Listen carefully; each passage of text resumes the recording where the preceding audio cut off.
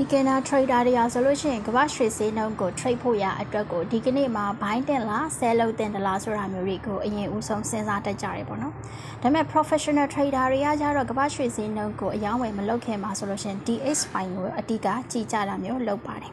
DXY ဆိုတာကကြတော့ dollar index ဖြစ်ပါတယ်ဒေါ်လာညွှန်းကိန်းပေါ့နော် American ဒေါ်လာရဲ့တန်ဖိုးအတက်အကျကိုတိနိုင်ဖို့အတွက် American နဲ့ကုန်သွယ်နေတဲ့အဓိကနိုင်ငံကြီး6နိုင်ငံတို့ရဲ့ငွေကြေးတွေနဲ့ဒေါ်လာရဲ့အတက်အကျကိုရှင်ကြည့်နိုင်ဖို့ရအတွက် DXY ညွှန်းကိန်းကိုထုတ်ထားတာဖြစ်ပါတယ်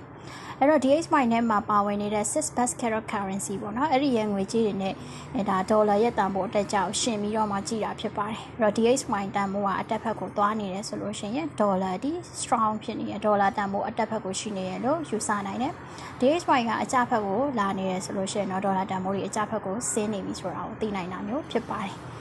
အဲ့တော့ဒီ professional trader တွေဟာဆိုလို့ရှိရင်တော့ဗောနော်ရွှေကိုအယောင်းဝယ်မလုပ်ခင်မှာကမ္ဘာရွှေဈေးနှုန်းကို trade မလုပ်ခင်မှာဒေါ်လာရဲ့တန်ဖိုးအတက်ကြောင်အဓိကကြည့်တယ်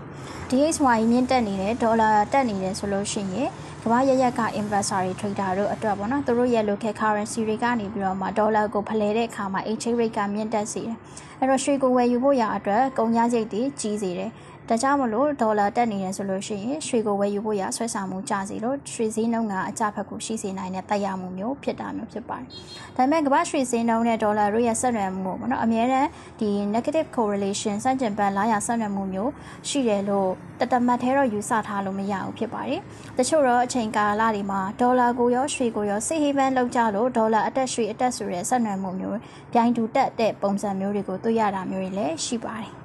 ဗီဒီယိုလေးကိုကြည့်ရှုပေးကြတဲ့အတွက်အားလုံးကျေးဇူးတင်ပါတယ်ရှင်။